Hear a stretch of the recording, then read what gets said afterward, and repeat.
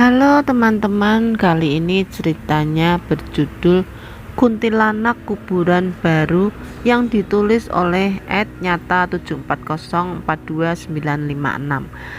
Jika ada yang ingin membacanya langsung bisa di Twitter beliau ya, dan follow akun beliau juga.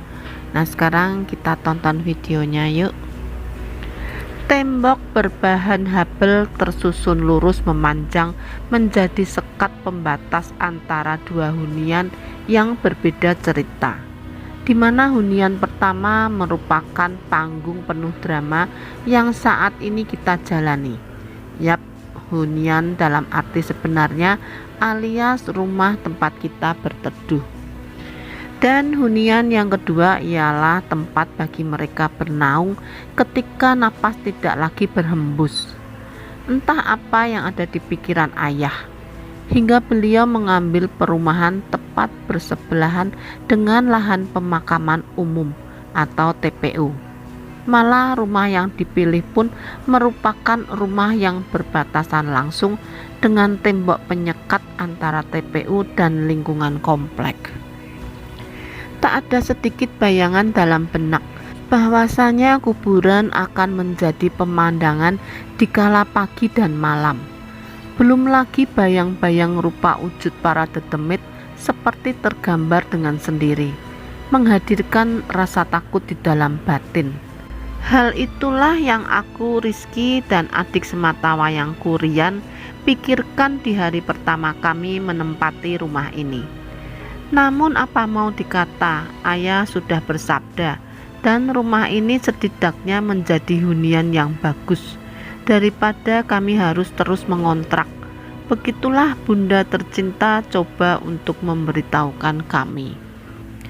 Walau di akhir cerita ketakutan itu memang tidak berlandas dan hal mistis tidak pernah bersinggah menyapa kami. Lambat laun kami pun terpaksa membiasakan diri hidup bersahaja dengan mereka yang tinggal nama. Singkat cerita, 3 tahun lebih kami mendiami rumah tersebut dan tidak ada hal aneh yang terjadi.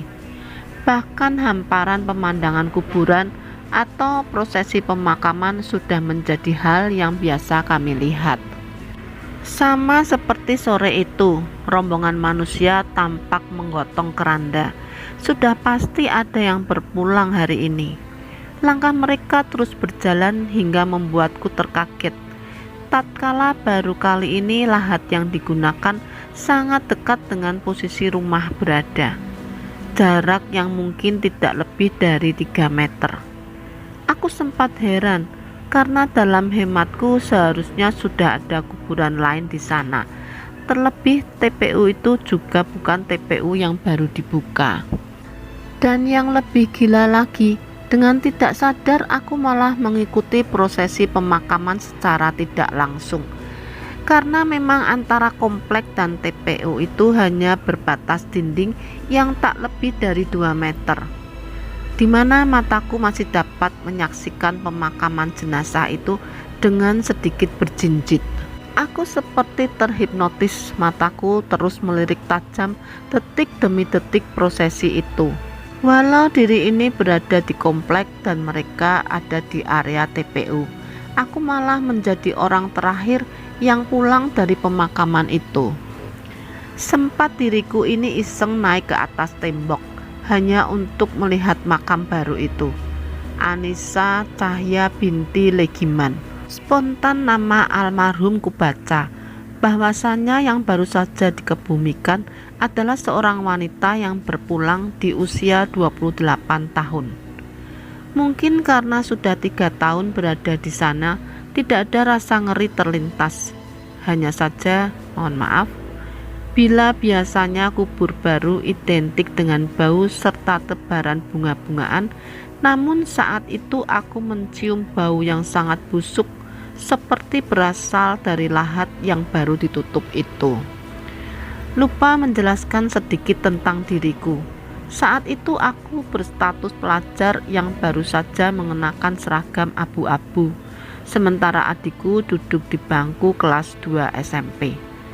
Ayahanda merupakan staf kontraktor yang tak jarang harus melalang buana tatkala job proyek telah tiba.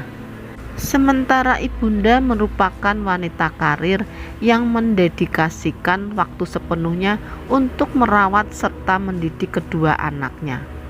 Saya tidak suka bahasa ibu rumah tangga, karena bagi saya menjadi ibu yang seutuhnya merupakan profesi yang paling mulia dibanding mereka para wanita kurir kantoran. Balik lagi ke cerita.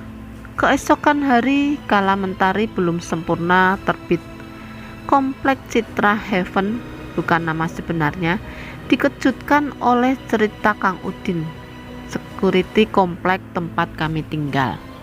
Pagi itu Kang Udin ditemukan warga tertidur di area makam. Tak khayal kala dia terbangun badannya terasa lemas, suhu badannya tinggi, malah beliau langsung dilarikan ke puskesmas karena dia kembali pingsan. Kabar burung berhembus cepat dari mulut ke mulut hingga semua warga komplek dihebohkan dengan cerita penampakan kuntilanak. Iya, ada cewek minta tolong, taunya kuntilanak. Seperti itulah pembicaraan setiap rumah hangat membahas kejadian yang menimpa Kang Udin. Sejak peristiwa itu Kang Udin enggan melanjutkan kerja sebagai satpam di komplek. Malahan cukup susah bagi warga kami untuk mencari pengganti Kang Udin. Saking cepatnya kabar mistis itu menyebar, alhasil untuk shift malam dijaga oleh warga secara bergantian. Malam itu ayah serta seorang warga lain, Pak Karim, mendapatkan jatah berjaga. Karena saat itu bukan malam minggu, tentu saja minim tenaga bantuan yang menemani. Belum lagi rintik hujan sayu berjatuhan, yang semakin membuat keadaan komplek tak ubahnya mirip dengan keadaan area sebelah. Dari pengakuan ayah, sekitar jam 1 ayah sempat meninggalkan Pak Karim sendiri. Beliau pulang ke rumah untuk menunaikan hajat yang sudah tak dapat ditahan. Tidak lama, hanya 15-20 menit, ayah sudah kembali ke pos penjagaan. Ayah mendapati keadaan pos kosong dengan gerbang komplek yang terbuka.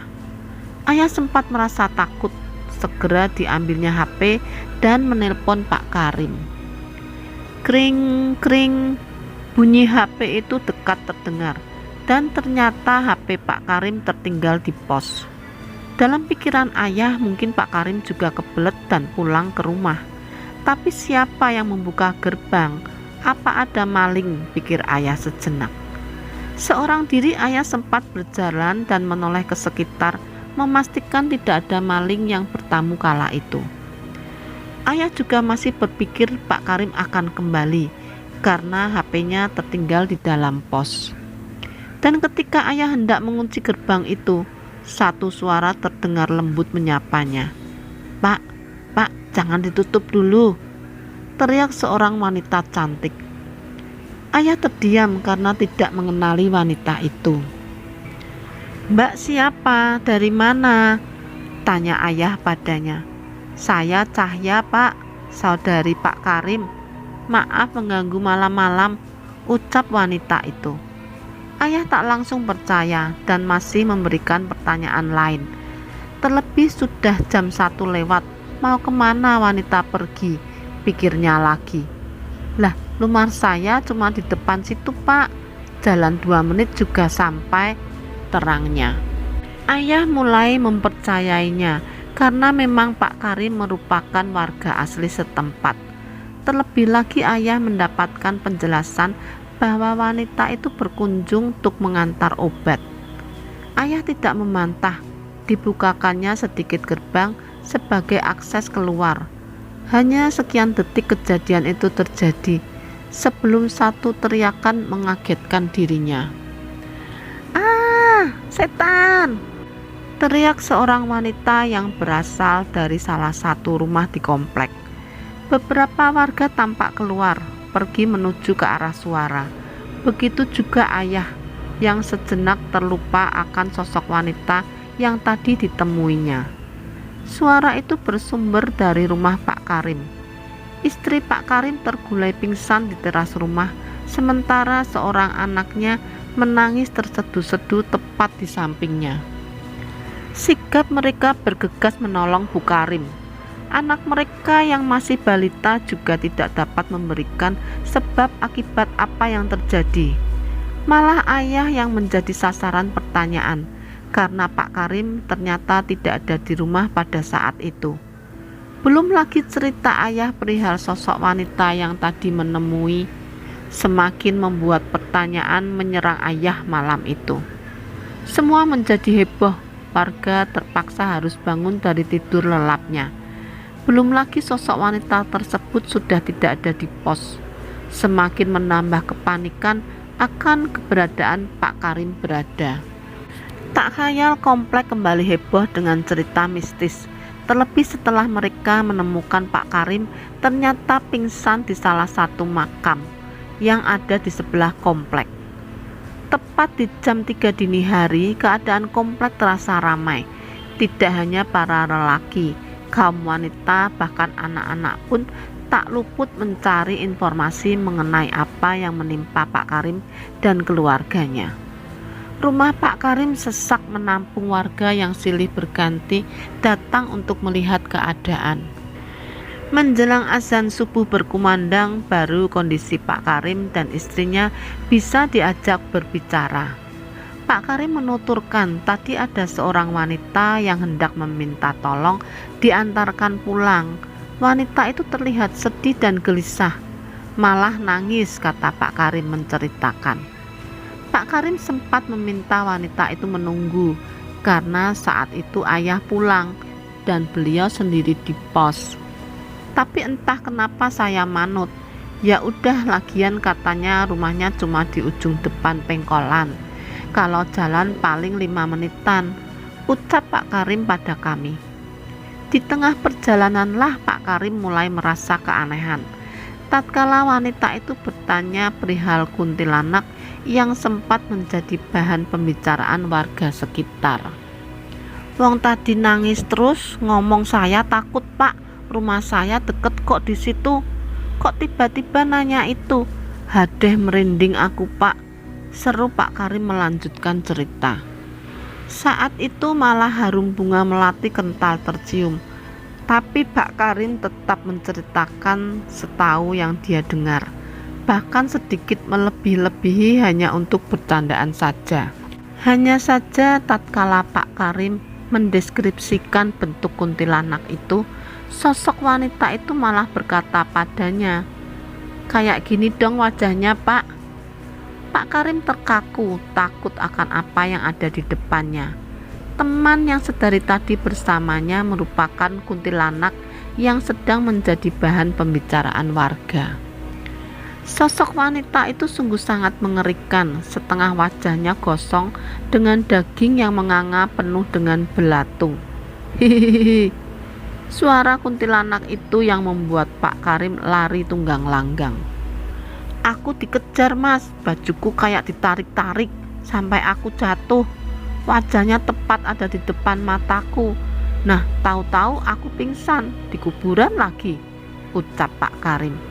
Beda halnya Pak Karim, istrinya malah mengaku rumah diketuk oleh suaminya.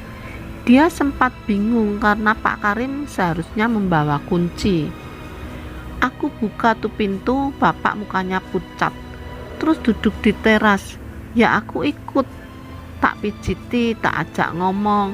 Tahu-tahu ada orang nangis. Tak lihat yang tak pijit dah jadi kuntilanak. Takut aku Pak, seru Ibu Karim terbata-bata. Dia merinding mengingat kejadian gila yang baru dialaminya. Eksistensi sosok kuntilanak tersebut semakin viral. Seharian setiap rumah hanya membahas perihal hal terkait. Tidak hanya di komplek kami, bahkan warga di luar komplek pun membicarakan hal yang sama. Banyak pertanyaan, siapa sosok wanita yang menjadi demit tersebut? Karena sebelumnya tak ada horor seperti ini terjadi. Singkat cerita, dalam seminggu ada saja warga yang menjadi korban keusilan kuntilanak itu. Pasti setiap harinya satu warga ditemukan pingsan di area TPU. Tidak lagi warga komplek, warga di luar komplek pun mendapatkan teror yang sama. Begitu juga aku, kurang lebih sebulan dari peristiwa terakhir, teror demit bergaun putih itu sedikit menurun, walau masih ada yang melaporkan kejadian serupa. Malam itu diriku merasa gerah dan ingin sejenak bersantai sembari menikmati segelas kopi pahit yang baru kuseduh. Sendiri aku asik menikmati malam sembari bermain game dari handphone. Kondisi saat itu hanya ada aku, adik, dan ibunda tercinta. Ayanda kembali berpetualang seiring proyek yang kembali berjalan. Malah kala itu lebih dari 4 bulan ke depan kami hanya tinggal bertiga di rumah ini. Malam semakin larut dan aku masih asik dengan HP yang tergenggam di tangan. Buat apa takut, pikirku, wong aku juga berada di rumah sendiri. Kuusir ketakutan dan tidak mengacuhkan kabar miring yang nyatanya aku pun tak pernah melihat. Tring, tring, terdengar suara nyaring seperti hempasan pasir yang berjatuhan di loteng. Aku terdiam, kulirik ke atas dan suara itu masih terdengar. Hus! Lemparan pasir tiba-tiba menghantam wajah. Aku terkaget dan membuat gelas yang ada di sebelahku jatuh. Kulihat sekilas siapa yang melakukan itu, namun tiada seorang pun di sana. Kupastikan kembali, aku menilik lantai dan benar adanya ada pasir yang terlempar ke wajahku. Saat itu aku kembali teringat akan sosok kuntilanak itu.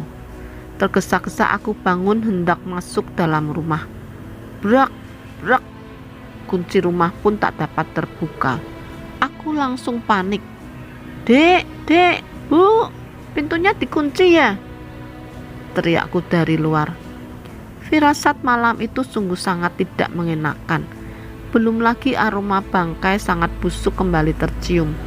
Tanganku kembali gemetar memaksa agar pintu itu dapat terbuka.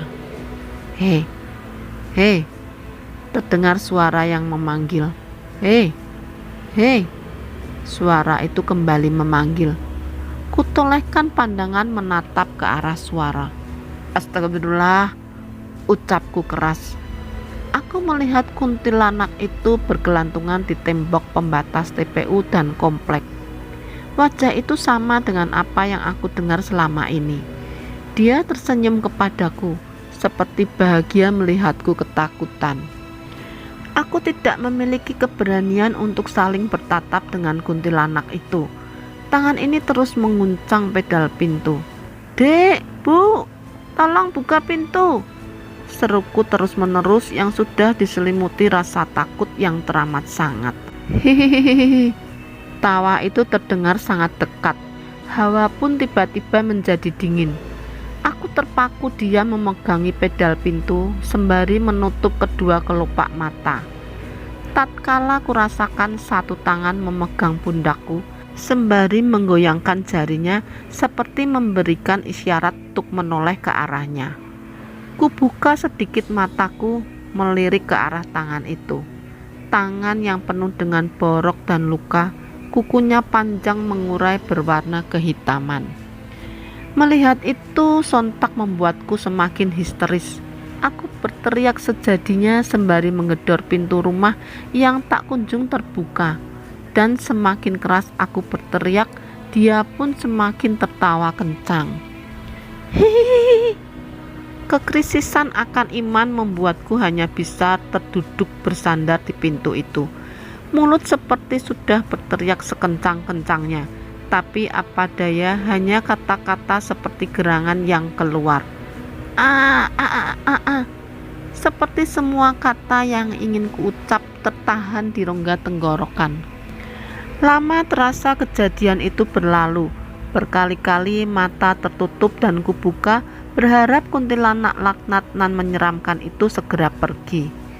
Namun tetap saja sosok demit ini berada tepat di hadapanku, dan tak ada yang lebih horor ketika kulihat mulutnya memuntahkan darah dan belatung. Darah dan belatung itu tak henti bercecer di lantai tepat di mana aku terduduk.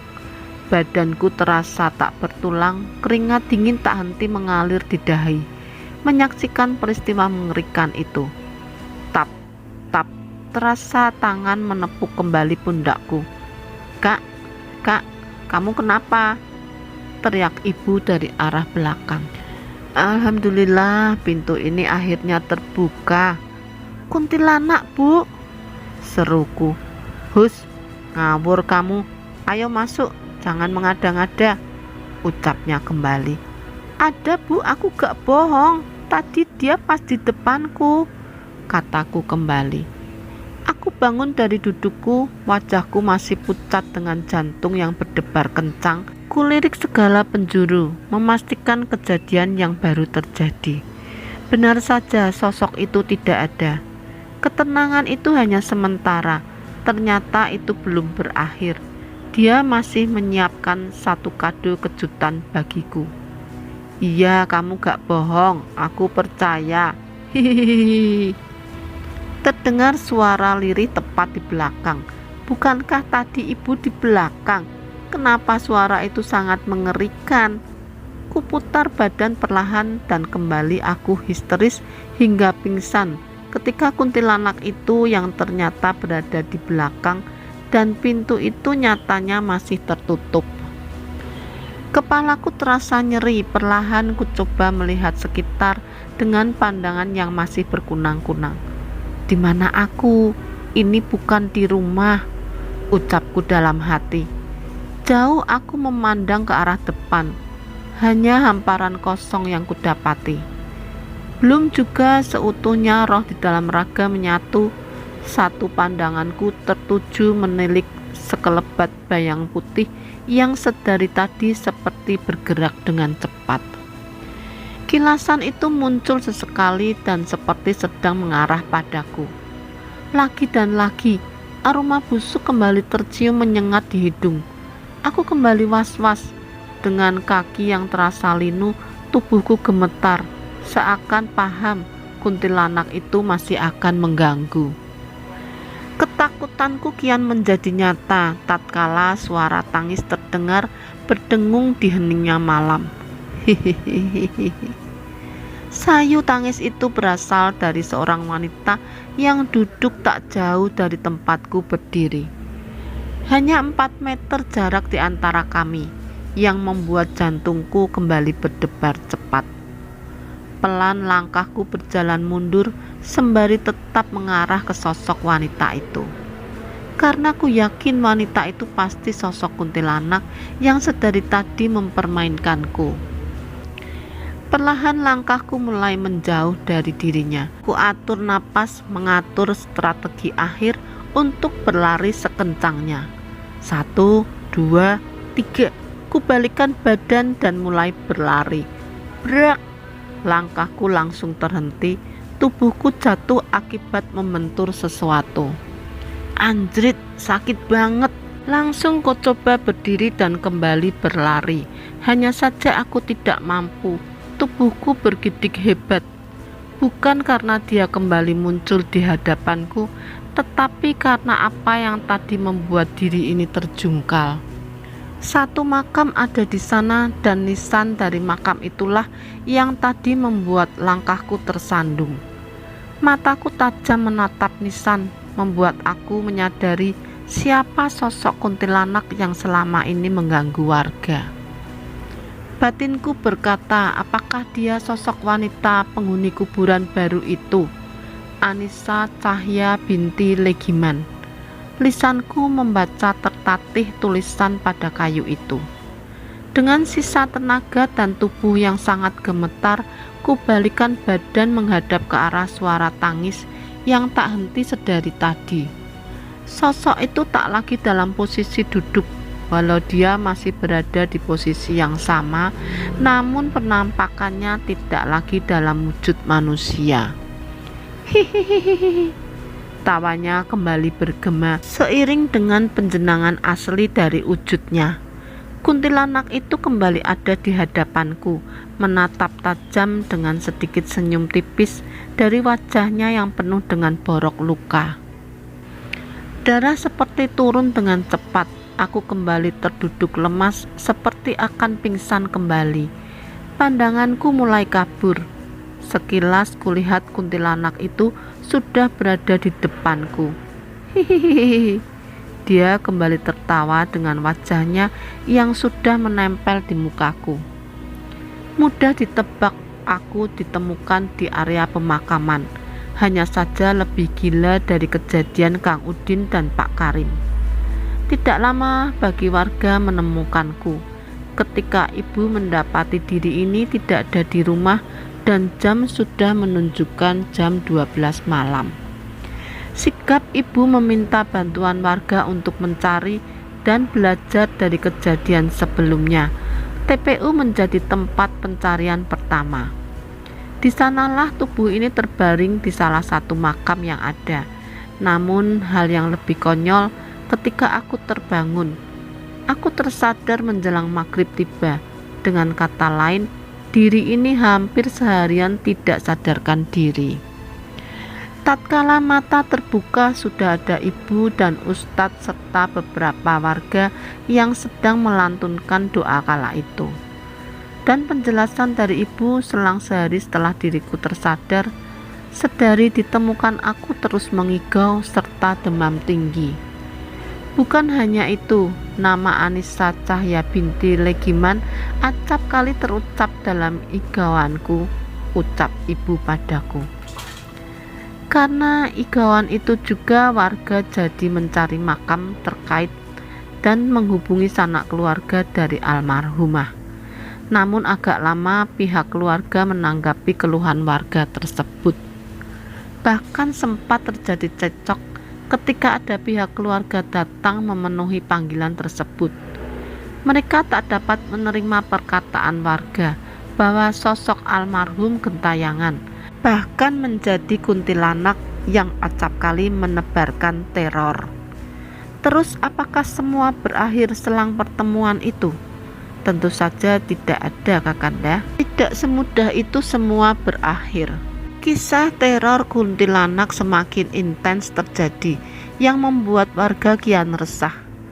Kunti si Cahya penghuni kuburan baru. Begitulah sosok demit itu mendapatkan panggilan dari sekitaran warga TPU, termasuk warga komplek tempatku bernaung.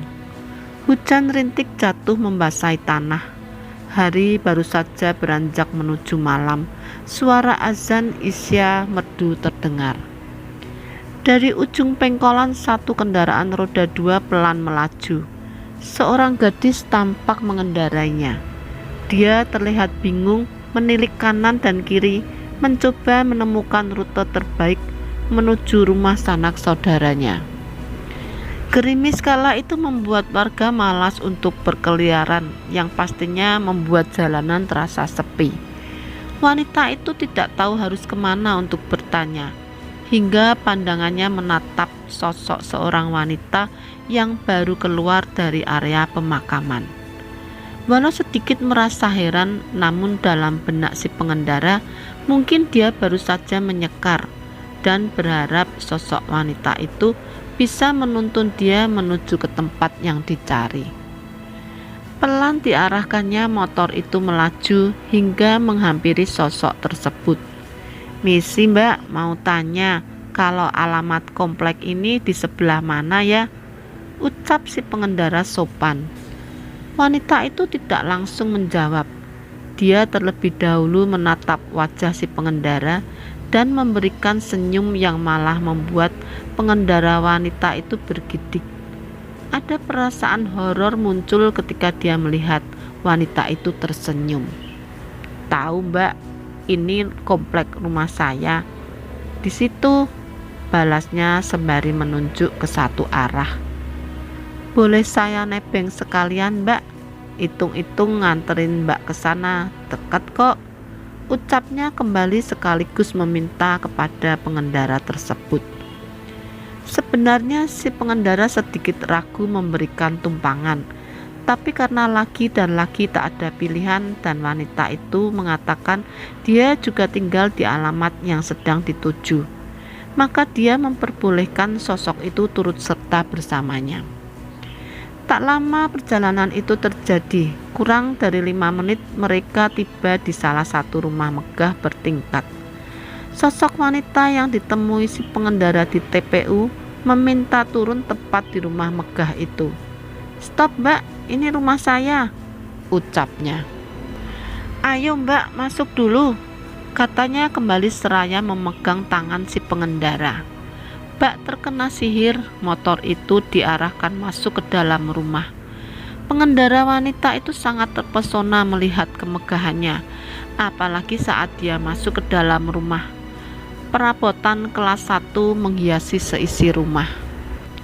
Si pengendara diajak mengitari rumah hingga langkah mereka terhenti di ruang makan. Tertata meja dengan berbagai makanan mewah.